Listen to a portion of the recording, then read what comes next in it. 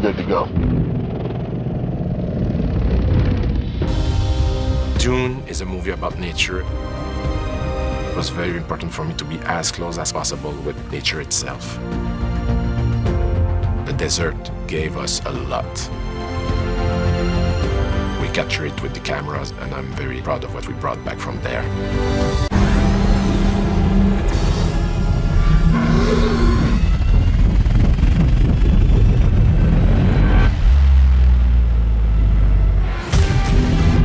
Some elements of the movie are closer to our reality, so the audience can rely to the humanity and to the drama of the characters. And the ornithopter is one of the elements that I choose to go in that direction. In the book, it's described as kind of a plane that uses a propelling system that looks like a bird, ornithopter. It's like a kind of challenge to bring that to the screen because it can either look fantastic or very silly. I love how kind of childish everyone is when it comes to talking about these incredible things, ornithopters that look like flying bugs and beetles.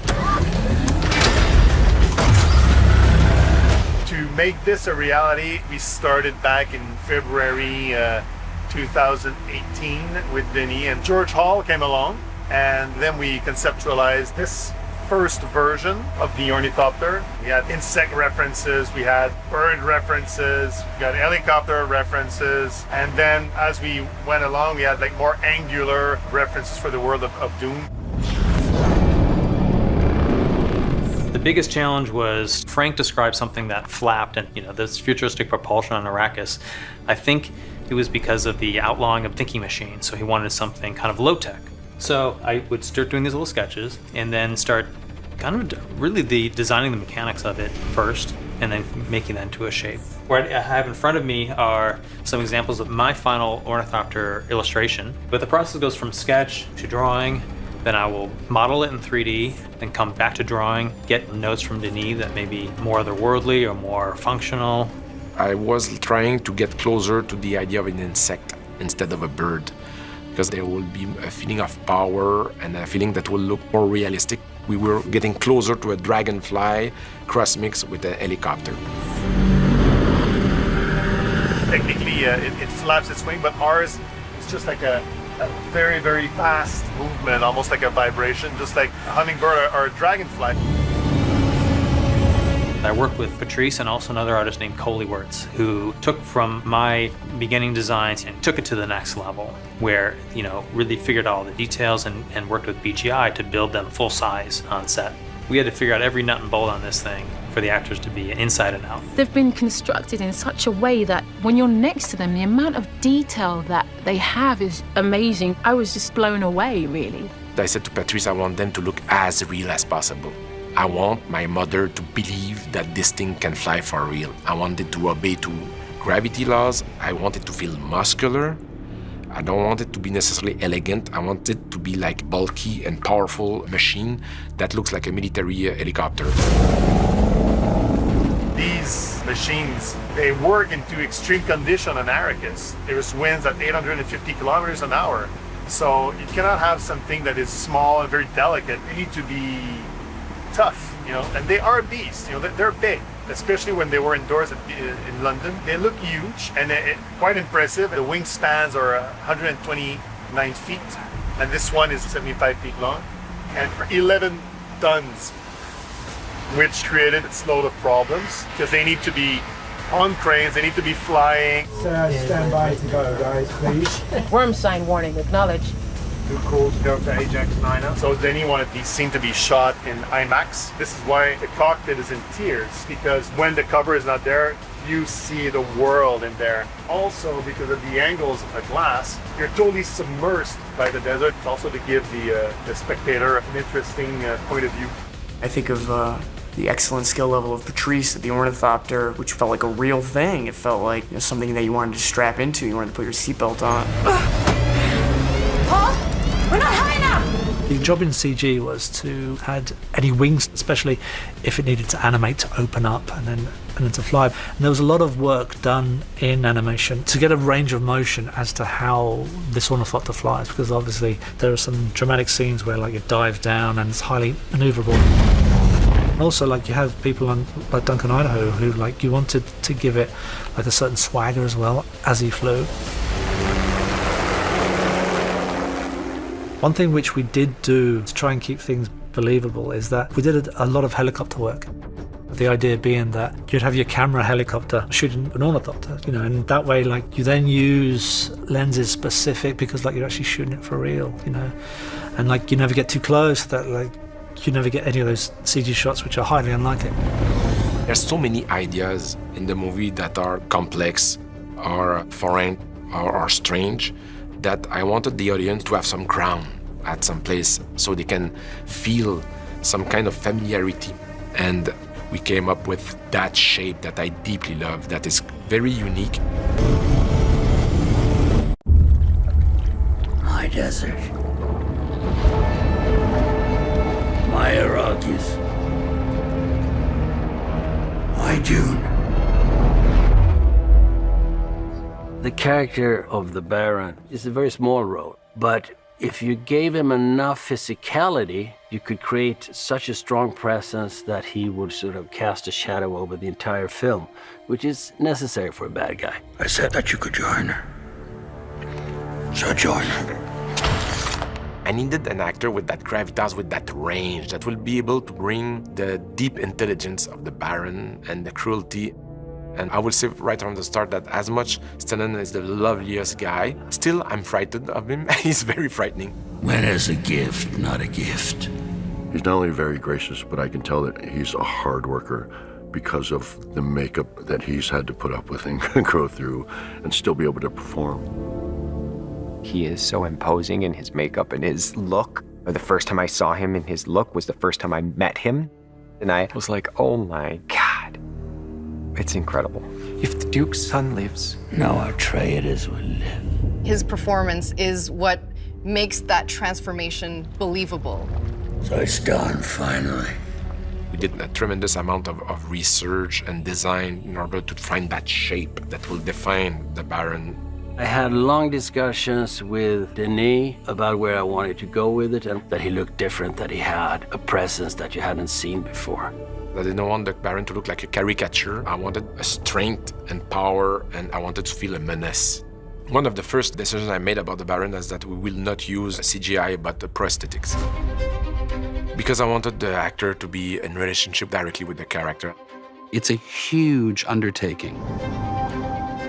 I spoke to Denis about it and said, you know, Luve and Eva, the makeup designers in Sweden, would be my choice to create this. And Stellan was very happy with the idea. Thankfully, they're living in Sweden. And we started doing tests very early on. And they're fantastic. They're some of the best special effect makeup people in the world. We took Stellan for live cast, and we did a full body live cast. And we started doing a sculpt of the entire character.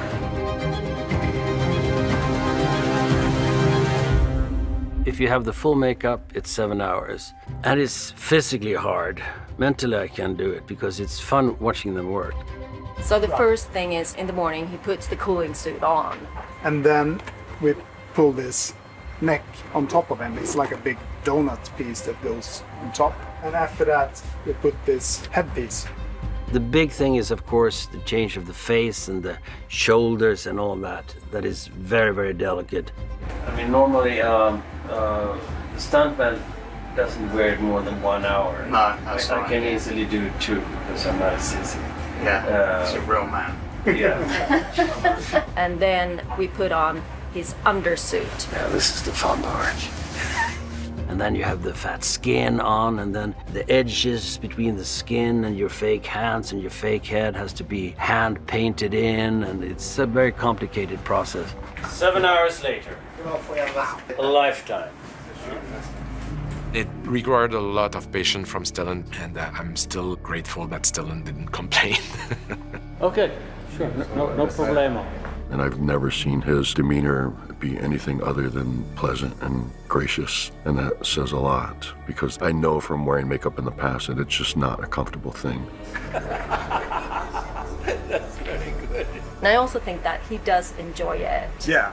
He does enjoy becoming the Baron.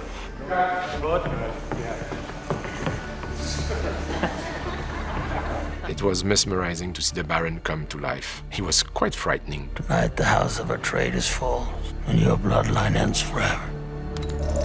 You can produce the nicest makeup and the most beautiful pieces, but if you don't have an actor that can act in what we do, then it's all for nothing. It's really the actor that makes the makeup become something that is alive. Fremen, kill them all.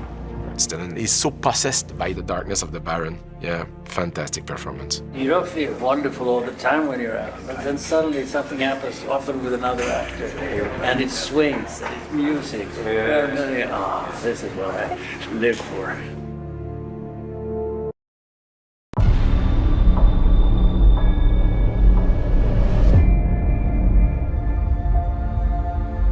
I wanted the costume design to be like from another world. Every single little thing had to be designed with the complexity and style. He didn't want to make a run-of-the-mill sci-fi film. He wanted something more psychological, but it was a big undertaking. The logistical needs of the film were equal to the creative needs, so we really had to mount a small army to achieve this. They did over 200 specialty costumes, some of which were very complicated to put together. I hold at your neck the gomjabah.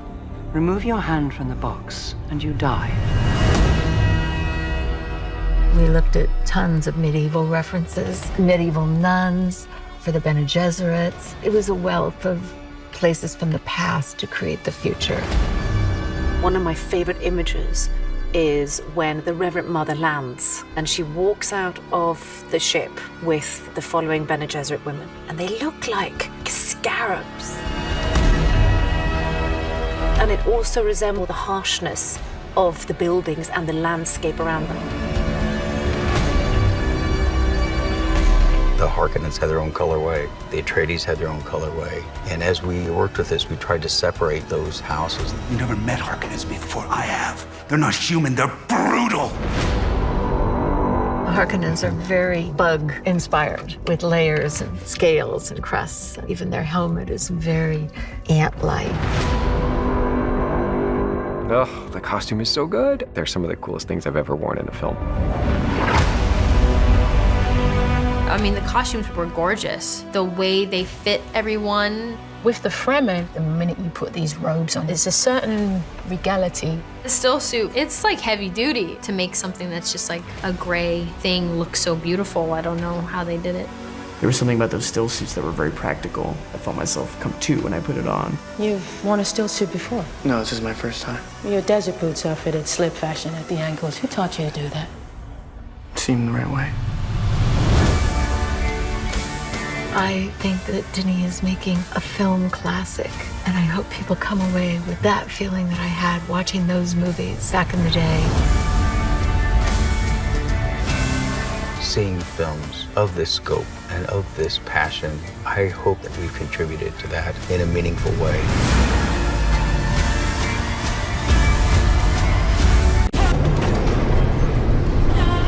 What makes this film unique is the total bravery, recklessness, and talent. Denis.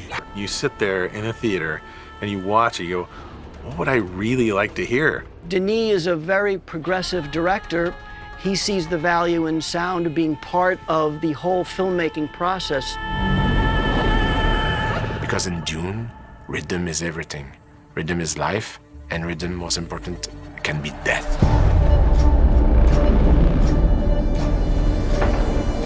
Usually sound is in what's called post-production, but Denis recognizes the value of developing the soundscape as he's shooting the film and as Joe Walker, the editor, is developing the cut. So I was collaborating while we were filming. The sounds of the worm chase, the sounds of the ornithopters. All these were being developed in tandem with the filming process. And I wanted, as an editor, to be able to build that sound world into this film right from the outset and bake it in to the cut.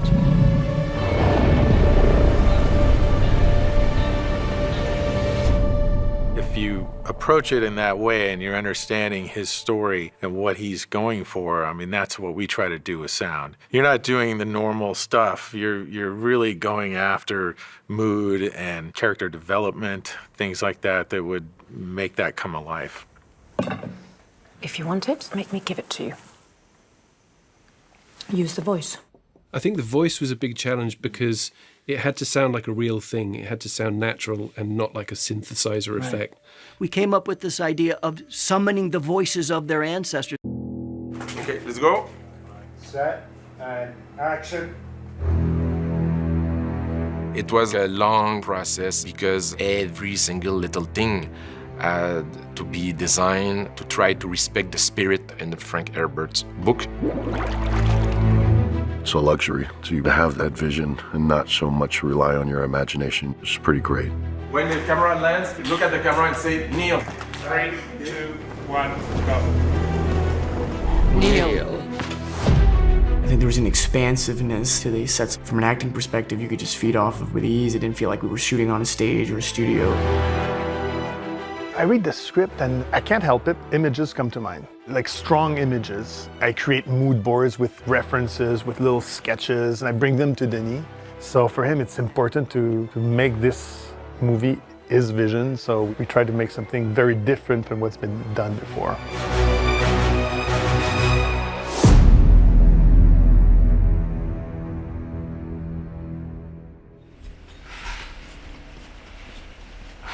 I'm a strong believer that you must build as much as possible because it will influence acting, it will influence the imagination of the actors, it will influence myself as a director. Bring this and we pan to her. Tons of ideas are being born right on the day on set because the way the light falls, it changes your way to approach reality when you are in a real environment. And cut.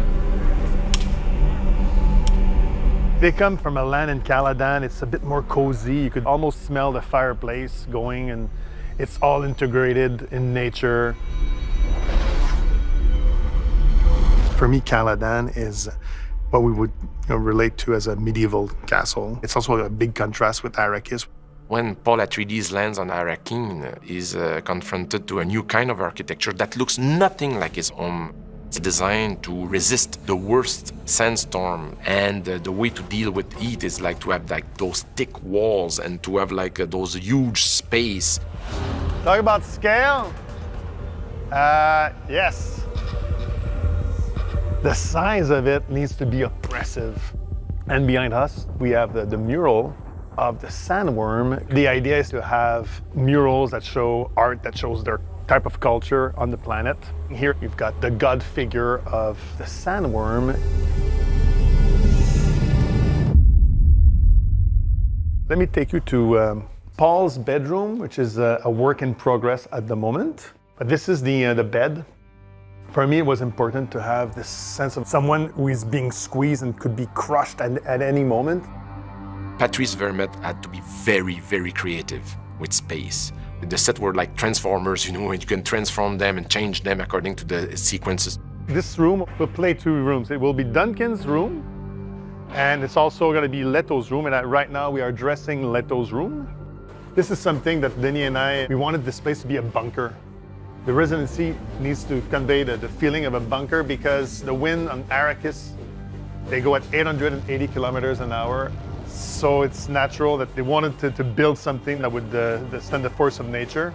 Very little windows or very limited view windows because they want to protect themselves from the heat. Keep, always the coolness of inside a cave. The furniture and the pieces are so bang on. Just like the shape perfectly fitted for this room. The carpet, without that carpet, the room, it's just a plain floor. The carpets were made in Denmark by this amazing company that digitally print onto carpet. It was a local company here in Budapest that we went through. So they're real carpets, and then we aged them down as well. It really helps give a cultural aspect to the space. The production design is futuristic, but it's ancient to go wander through those places. I've learned so much on this. It's a beautiful thing. The detail The art department, hands up to them. It's just exquisite, the work that they've done. It's like doing one of those biblical CinemaScope Technicolor films from back in the day. Action.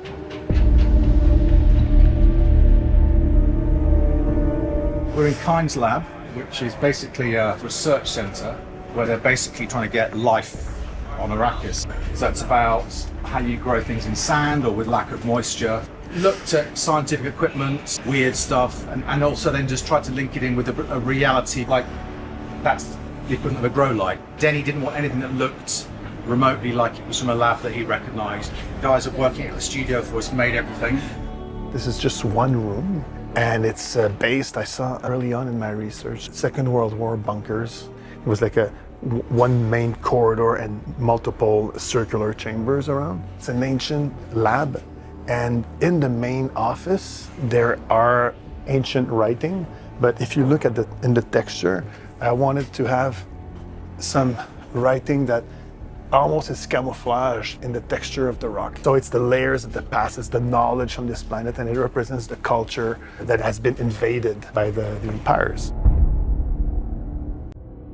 There was a tremendous amount of work that was made by Patrice and his team. We worked very hard to create something that has not been seen before, which is not easy.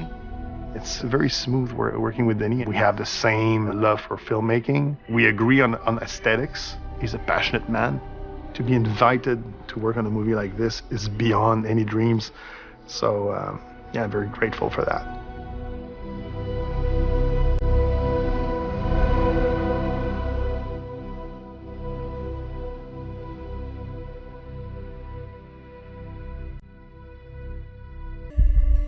Give me a which would be brought out as he tried to summon his own voice. It was almost a ghostly voice that could be an ancestral voice of the Bene Gesserit that Paul Atreides would be able to tune into as he grows and evolves and experiences spice.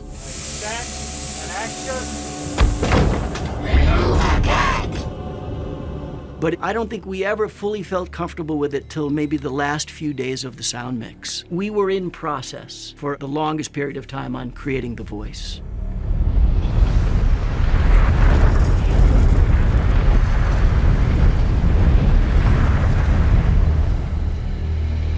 Dune is all about the sand, and I felt straight away we're not going to be asking a Foley stage to record this. So the first thing I tried doing was sticking a microphone underneath the sand and walk around it. And I realized that a sand dune is a resonant body. You can hear someone walking 100 meters away. So we then returned to the desert later and made a whole bunch of recordings together.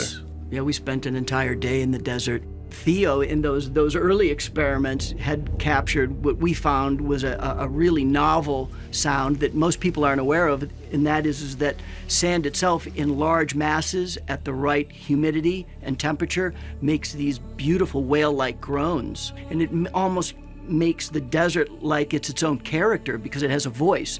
And we wanted to bring those kinds of sounds to the movie. So it's really about what does the film need, and that has to be on the top, that carries the day. So if you are telling the story, the film should tell you what it needs. Sometimes it's tempting to be flashy with sound. Sometimes it's tempting to make a spaceship the loudest, most powerful one you've ever heard. Our aim was to make it feel as if we had really been there and recorded it, as if a documentary crew had a really good sound recordist, to make the world as realistic as possible. We can't go and record an ornithopter, we can't go and record a worm. So we have to design those things, and that brings an aesthetic to the film. It brings a tone to the film, and the tone that we were going for was realism. That's a tall order for us, to create this fake reality.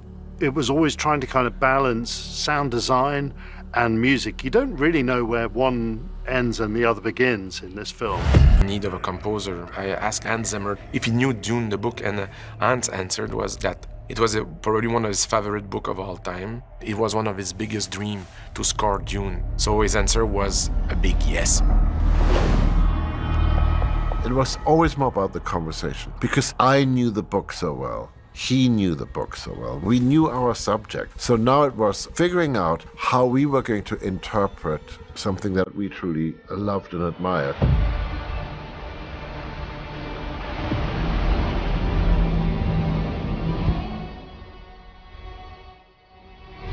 Hans was experimenting, and he did tons of experiments. He created even instruments. He wanted really to put himself in danger trying to define a new musical language. Whenever we came across science fiction movies, you'd hear overtly Western instruments, trumpets blaring away and strings, and you go, did this culture really just do what our culture did and build violins and oboes? What's a French horn on Arrakis? And then ended up spending forever making sounds, making instruments, getting people to learn how to play instruments in a different way. Always bringing new ideas to how to compose music. We feel that everything's been done, but that's not the case. He kept saying to me, those sounds cannot be heard before. And so he created new instruments, a new musical language. All the score inspired by the sound of the wind, and the sound of the wind on the sand, and the rhythm too, because the rhythm attracts the worm.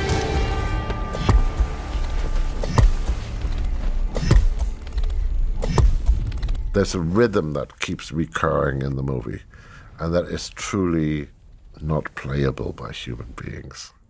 But because it keeps recurring, it's not random. Do you know what I mean?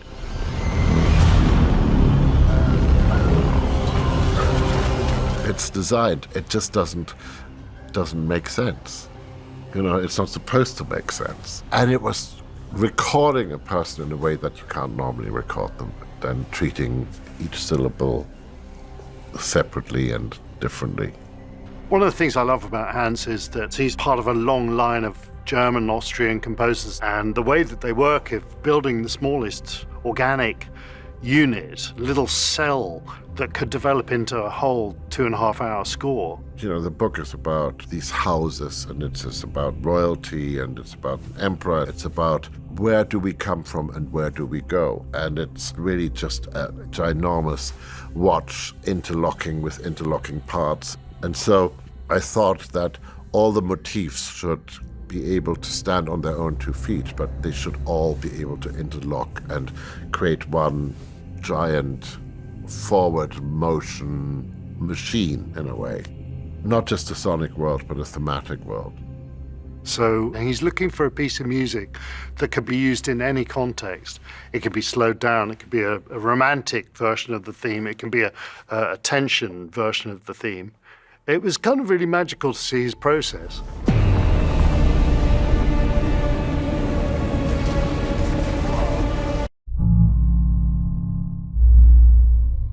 House Atreides. The noble house of Atreides, scions of kings, gods, and legends alike. This great people is descended from Atreus, Greek god of war, and King Agamemnon, ruler of Mycenae and storied warrior of the Trojan War on Earth. Like their forebearers, members of House Atreides are born rulers. Their green and black crest a shining beacon of the galaxy. They are viewed as friends of enemies, but never discounted and rarely unconsidered. We are House Atreides. There is no call we do not answer. There is no faith that we betray. For generations, they called the planet of Caladan home, the third planet in orbit around star Delta Pavonis. Much of its surface is covered in vast oceans, allowing for aquatic ecosystems to flourish. During the Duchy of House Atreides, terrestrial agriculture thrived, as did fishing industries. It was considered a time of prosperity on Caladan. In the year 10,191 AG, in the waning days of Duke Leto Atreides' rule, House Atreides was charged with taking control of the desert planet Arrakis, forcing Duke Atreides, along with his son and heir to the title Paul Atreides, to lead a massive exodus from their ancestral home on Caladan.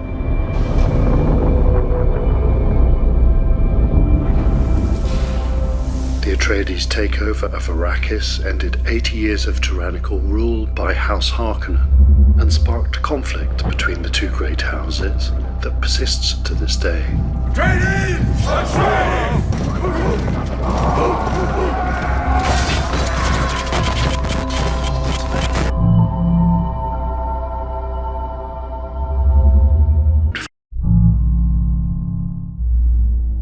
The Bene Gesserit.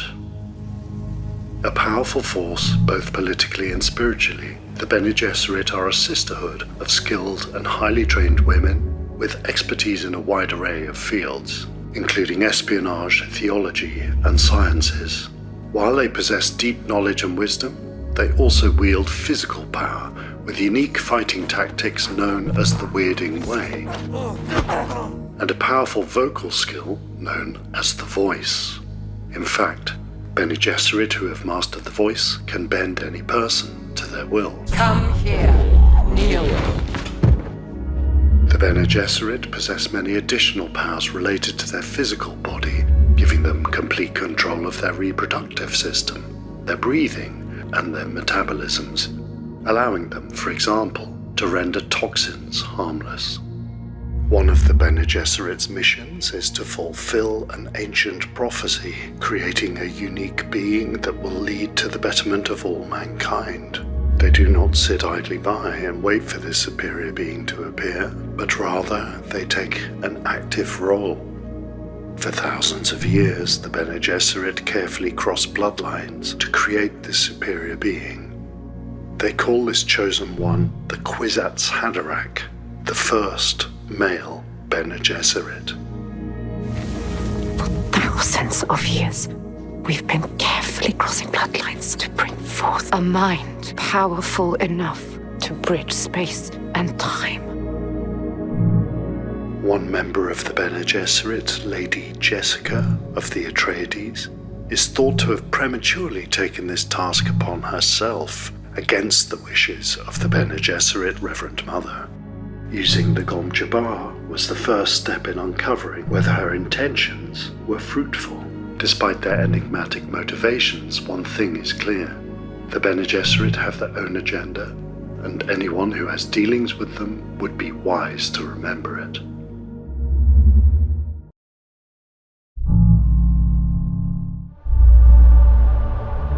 The Fremen.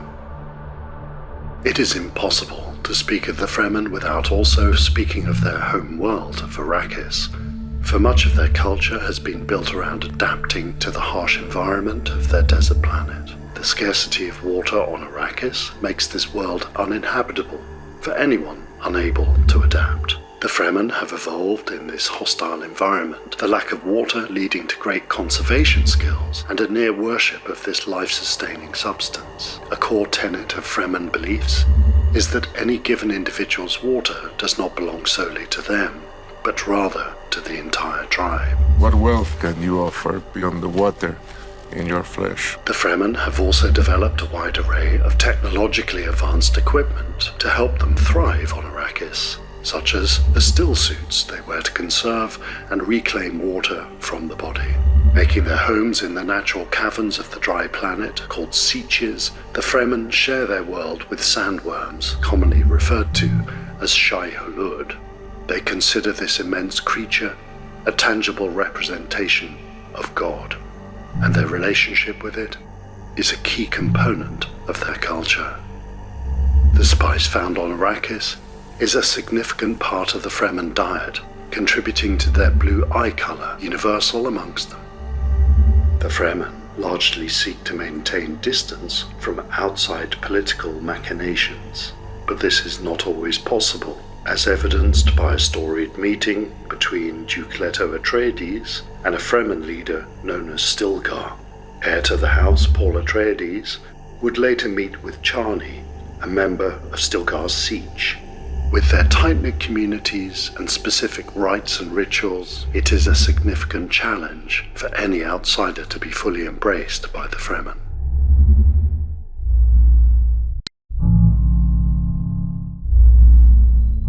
The spice melange.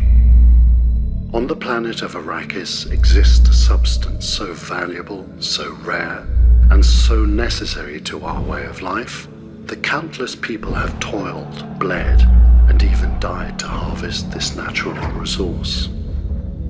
It is the spice melange, and control of its production grants immense wealth and power to whichever house claims it. One of its most common uses is space travel, for without spice, navigators would be lost amongst the stars. It also contains vast health benefits and mind-altering properties, making it a key component of the diet and culture belonging to Arrakis natives referred to as the Fremen. Said to taste slightly of cinnamon, spice is also highly addictive. One of the greatest challenges to the harvesting of spice is the shai hulud, or sandworm, native to Arrakis. Dangerous beasts, they lurk beneath the surface of the dunes and attack at the slightest tremor from above. But these creatures are also integral to the production of spice, as it's excretions from their larval form that allow spice to exist at all. With all this wealth buried beneath the sands of Dune, it is no wonder that conflict plagues this unique land of spice, and will likely continue to do so, even into the future. Years to be made because it was a challenge to respect the spirit of Frank Herbert's book and bring it to the big screen.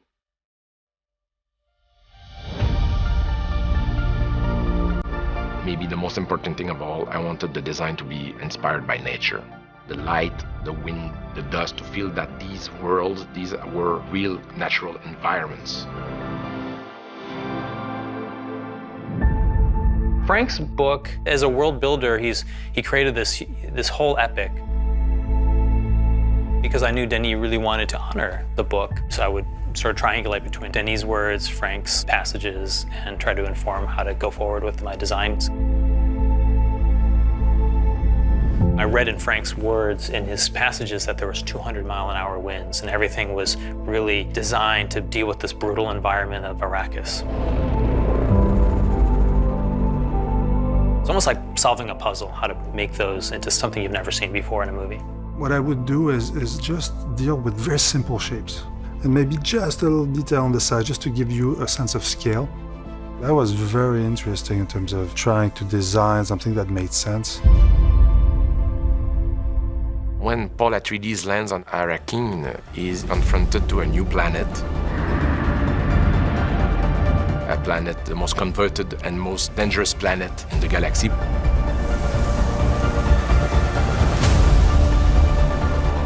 From a color perspective, Denis wanted Arrakis to be harsh and desolate. Everything that's on Arrakis is all like stone, brown, sand color. In the past, I shot in Jordan, and I remember 10 years ago saying to myself, wow, if ever the day I make a movie like Dune, that's where I'm coming. There are unique, fantastic rock formations that look like from another world. Look what we discovered on lunch break. I've never seen a desert like that. I'm a rock climber. I've never seen rock like that. The light is absolutely unique in that place. The surroundings, the color of the soil, the sky. It feels like there's very much a spirituality that exists there. When you're on Arrakis, it's a hot, desert, arid environment, so it's a very, very strong light, and it's something you can't reproduce in the studio.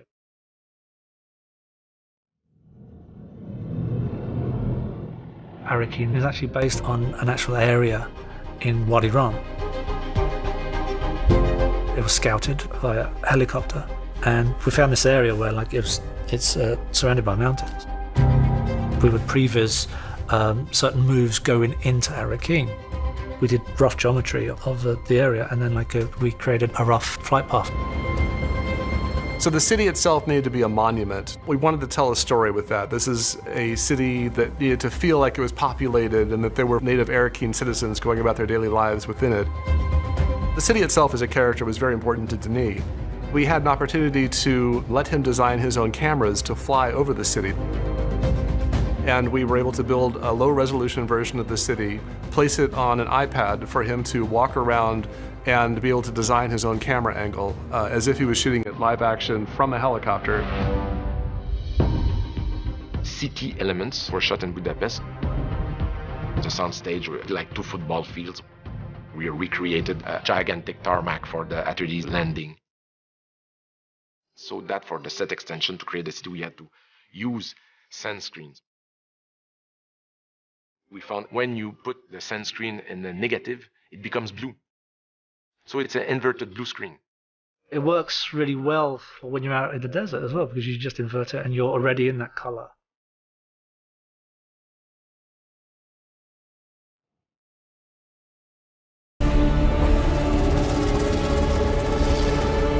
Part of what I love about the score is how unfamiliar it is.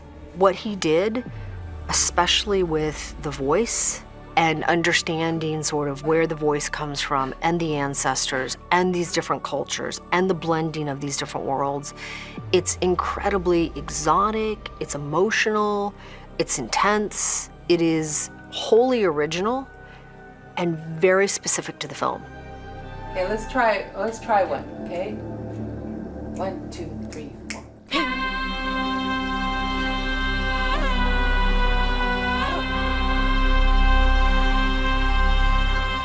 The one thing that we felt would be true through any culture would be the voice.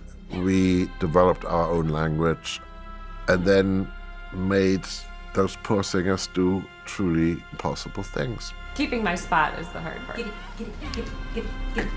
But luckily, Laura Kotler is one of our singers, the great Lisa Gerard, Susie Waters. They're extraordinary perfectionists. When you throw the impossible at them, that's when they get excited.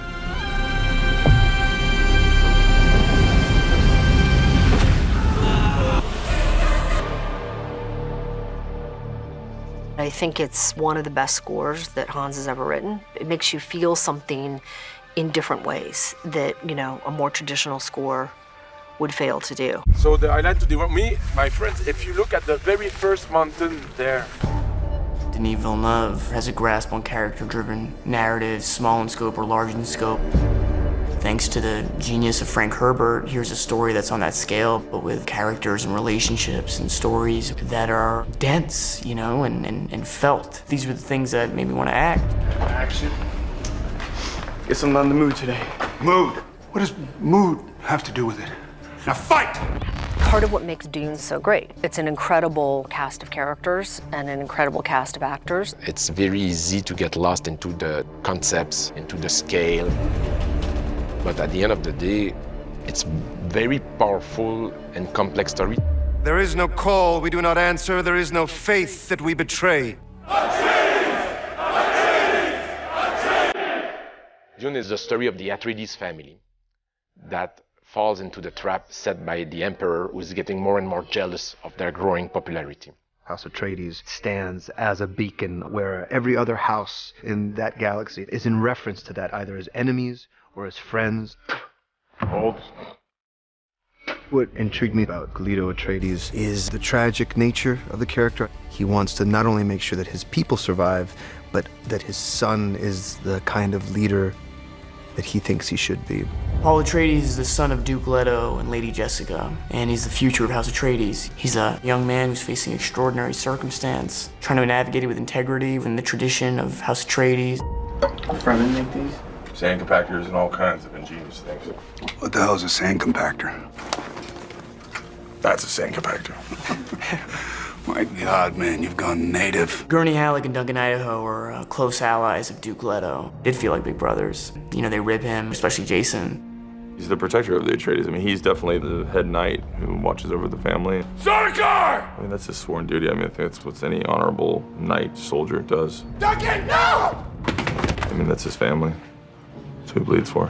Gurney Halleck is a combat trainer. He's a warrior. He's a poet warrior. And he is distrustful of all of it, because he is by nature distrustful, like every security guy you ever see who's looking at things that aren't there. Your permission, sire, I must check the integrity of your suit. Oh. He's a very strict but fun, visceral, paternal, maternal. He's all of those things to Paul. You have to be ready.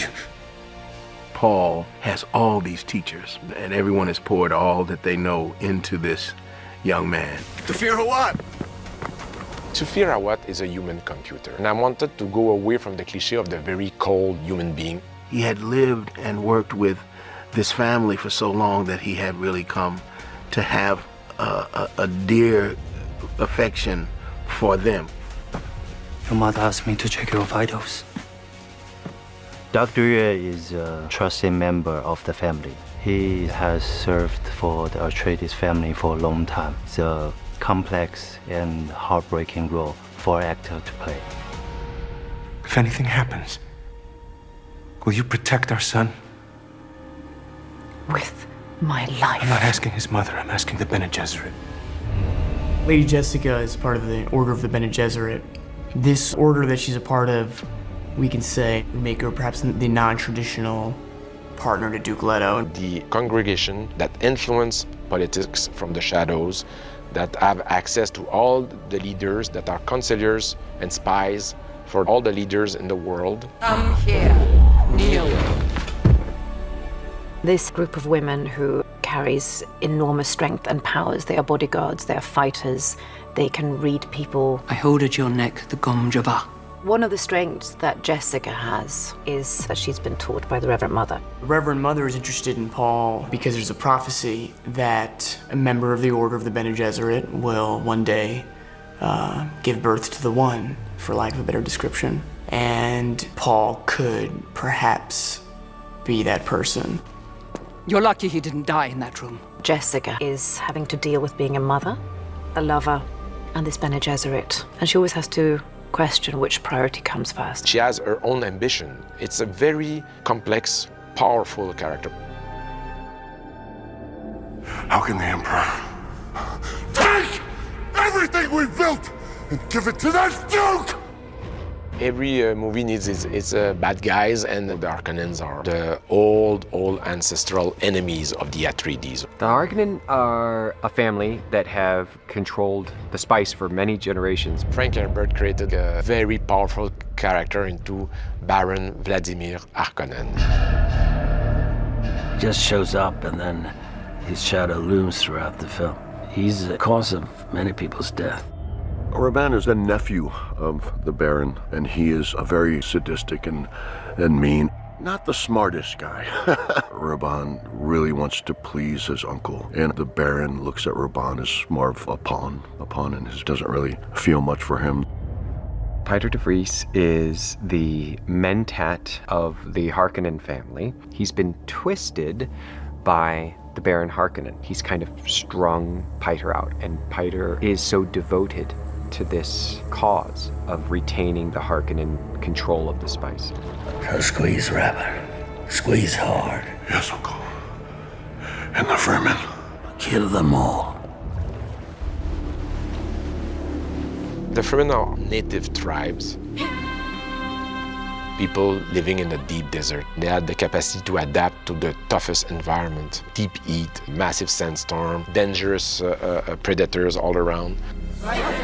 Stilgar is the leader of the Fremen. He is a powerful character. He's a warrior, but also is a warrior. He worries about the future. Take good care of your family. Dr. Kynes, on the surface, was seemingly just somebody who's an ecologist, someone who cares about the Fremen, but then you start to understand how much pressure she is actually under just to keep everything contained and controlled. Who are you to the Fremen? Paul is dreaming about this strange young woman that keeps talking to him in his dreams. Paul. She feels like an old friend again, and someone that wants to guide him. Don't be frightened. Even a little desert mouse can survive. Shani is native to Arrakis. She's used to this hostility between her people and the people that are trying to take from her land. She's a fighter at the end of the day.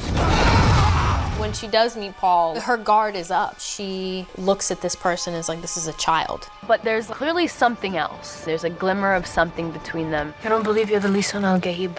But I want you to die with honor. It's indescribable what that feeling would be of a proximity of physical attraction in dream form that comes with a terrible purpose. It comes with a very intense actualization. So I think Shining represents all those things to him. And it seems that he truly cares about the people, and there's a deeper humanity within him. They're on a path of conflict, and it's the moral catalyst to Paul's arc towards something greater. Desert power. This is only the beginning. 3, 2, 1, go.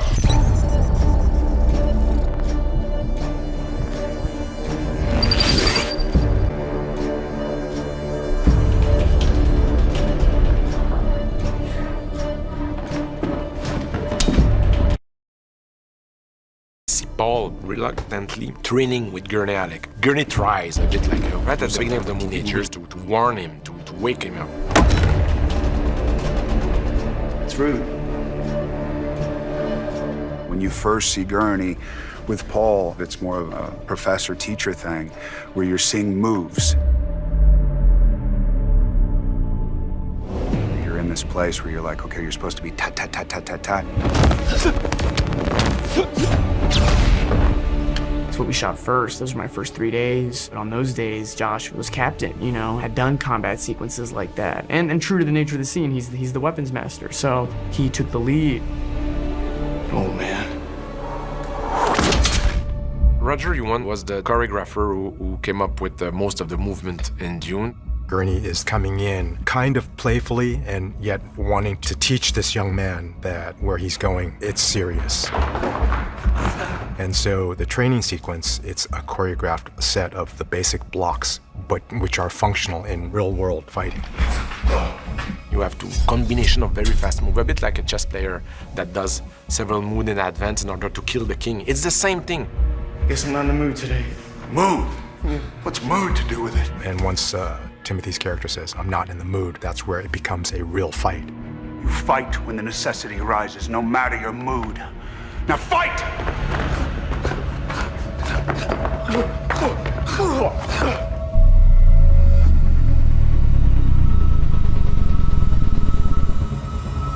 It's a cross mix between martial arts and fencing, where you do a certain amount of movement to distract the opponent in order to be able to bring the blade inside his shield. Ah, the slow blade penetrates the shield. So it's very fast pacing, close combat, very precise, using hands, both hands and knives, in order to be able to kill the opponent.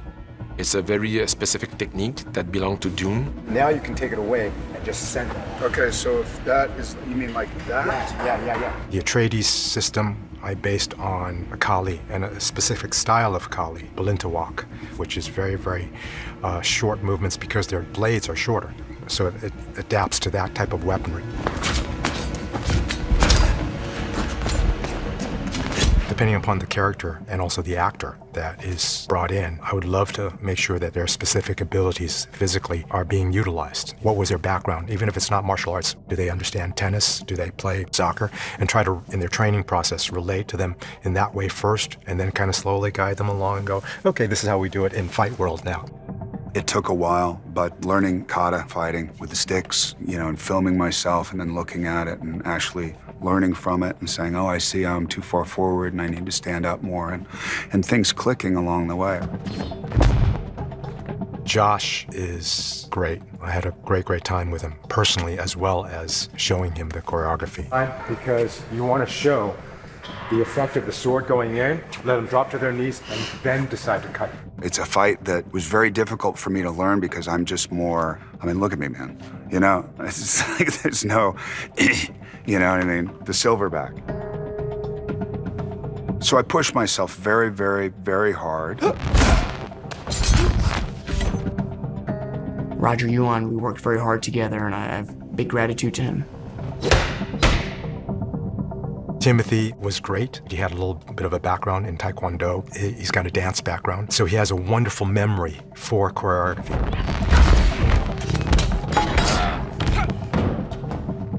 I said, look, do everything slow motion. let your body feel connected so that it's not just a mechanical movement of arm and shoulder. It's that your whole body and your mind and intent of what you're doing, that's combined. Then we can go into doing it fast.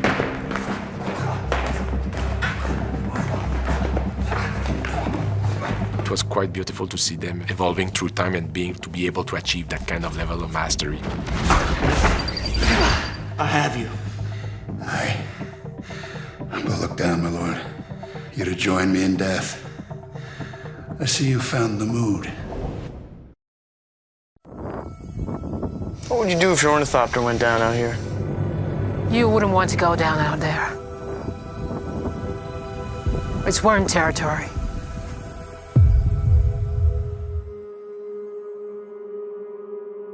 Spice is to Dune what oil is to our world. The sandworm goes in the deep desert and attacks the spice harvester because they are territorial beasts and they want to protect the spice fields. The harvester's like a rolling factory. We always started designs on what would it really look like. Like if you were really on a futuristic planet full of sand dunes and you had to extract something that was embedded in sand and filter it through, how would you really do that? The challenge was to make that look interesting. I didn't want this to be an oil rig with tank treads on it. When I first started with this harvester, Denis asked me, how would it be extracting the spice? How is it moving? Is it crawling on legs like a spider? Is that too futuristic? Is it working on treads? One of the hardest parts of my job is to making something look interesting.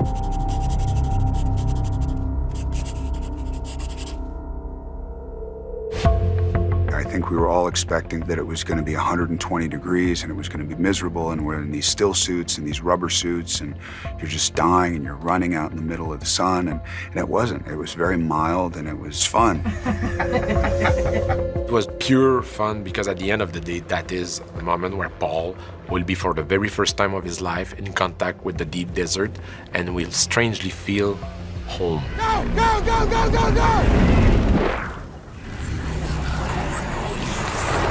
There was a moment Paul was kneeling in front of the spice harvester, and he wanted the kneeling in front of it to be really specific.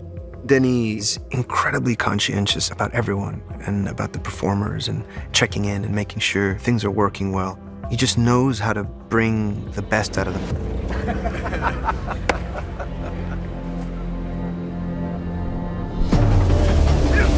Come on, let's go! The sequence has to be very carefully timed, and there's a big consequence if you hold on to a shot for too long. It's, you know, the dollar signs start going up. We very carefully crafted that. It was a collaboration really between me and Denis, but also with Sam Hudecki, the storyboard artist, that we would compare notes and try and kind of get the thing in really good shape. The scene where you see Paul and Gurney on the back of the ramp and they're like watching the worm take the spice crawler. They're actually on the ramp and we actually pulled the ornithopter up on a crane. It's a scene that required a lot of choreography, a lot of time of shooting, but honestly those are my favorite thing because it's a sequence that doesn't rely on dialogues or something, it just relies on cinema and the power of the images, and we had great time shooting that. Roll sound.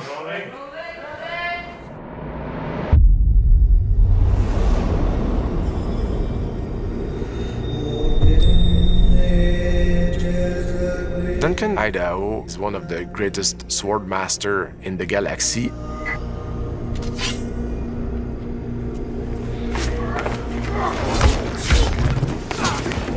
Duncan is who you want by your side when you're in the foxhole.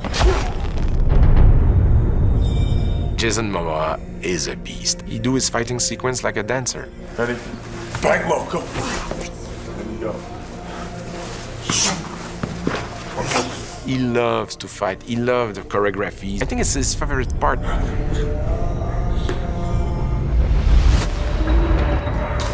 At one point, Duncan was trying to save the Duke, Lady Jessica and Paul. He fails. He arrives too late. But it's the moment where we will witness for the first time Duncan's fighting skills that are closer to the samurai, and it's a choreography that had been done by Roger Ewan. Jason came in, he's got a fight background that I recognize. That's a cut right there, and then you're pinning into the arm. So this is the catch. He trained with Часть, who's a good friend of mine. Jason Momoa is Duncan, Idaho. He's just an ass kicker. The big fight is about 19 stuntmen. That's at the same time, which I've never done before. Fought a lot of dudes, but not like they're all in a hallway. We've spent a lot of time training for it. And then into the So if you have a guy come in, block, deflect. I realized, okay, this is just about fine-tuning. He knew what techniques that he liked to do, what he's comfortable doing, what stances, and I tried to match it in. Roger had a certain technique that he brought in, and there's some collie moves that I've never really done before. There's a lot of things I can't do in this movie that only stuntmen can do. That's what's so special about them, and they risk their lives for the craft, for the art, for myself. Denis really wanted to see romantic moments that harkened from the past, and so this is why he's chosen a sword-based weapon. There's something heroic and interesting about that. Slide the camera left right there. That good there? That's good there. Duncan is crazy, passionate, and somebody that Paul really looks up to and wishes he could be. Duncan, no! No! His energy is also contagious on set, off set. Close the door. These are guys that have worked all over the world, so they know how to bring an energy. Right. Okay. All right, shooting. Roll sound. Rolling. Smooth, Jay, you got it. Speed. Right, set. And 3, 2, 1, go.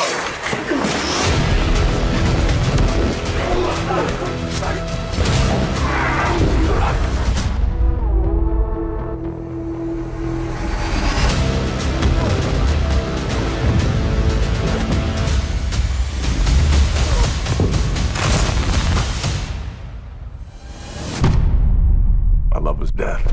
At night, looks up to the family, and I was honored to play the role.